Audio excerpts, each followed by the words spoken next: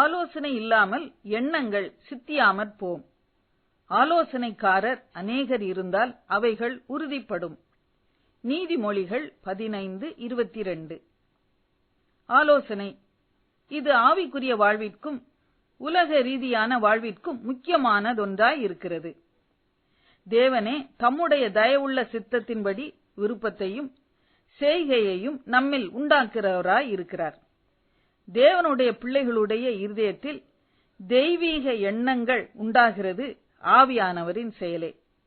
தாவீதை அவருடைய எல்லா சத்துருக்களுக்கும் நீங்கலாக்கி கர்த்தர் இளைப்பாற பண்ணின போது அவர் தன் வீட்டிலே வாசமாயிருக்கையில் ராஜா தீர்க்கதரிசியாகிய நாத்தானை நோக்கி, பாரும், கேதுரு மரங்களால் செய்யப்பட்ட வீட்டிலே நான் வாசம் பண்ணும் போது தேவனுடைய பெட்டி திரைகளின் நடுவே வாசமாயிருக்கிறதே என்றார். தேவனுக்கு ஒரு வீட்டை கட்ட வேண்டும் என்ற எண்ணத்தை தாவீதுக்கு ஆண்டவர்தான் கொடுத்திருக்க வேண்டும். அந்த எண்ணத்தை நாத்தானுடன் பகிர்ந்து கொள்கிறார். நாத்தானும் அந்த எண்ணத்தை ஆமோதிக்கிறார். அங்கே பேசப்படுவதை கர்த்தரும் கவனித்துக் கொண்டிருக்கிறார். தமது தீர்மானத்தையும் தெரிவிக்கிறார்.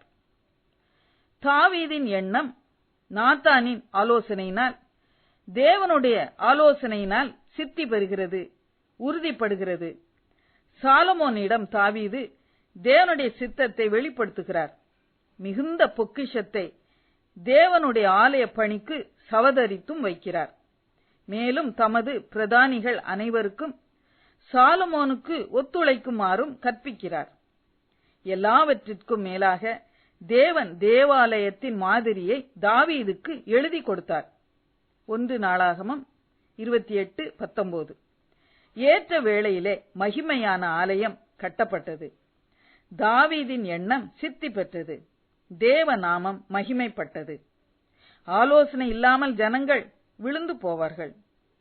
அநேக ஆலோசனைக்காரர் உண்டானால் சுகமும் பாதுகாப்பும் ஜெயமும் உண்டாகும். அல்லேலூயா. ஜெபம்.